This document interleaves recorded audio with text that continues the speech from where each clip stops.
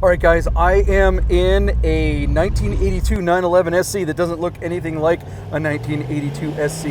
This is a Kremer-Style. I guess you would call it a 935 or something, but it's not a 935 at all. It just has the Kremer body kit with the slant nose and the big Moby Dick style whale tail.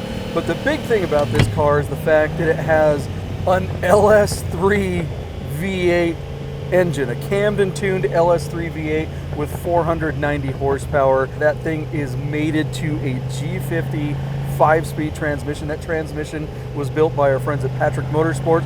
It's got a Haggett shifter, it's got a wave track limited slip differential, it's even got a Kevlar clutch. This car is not what you would call a stock Porsche.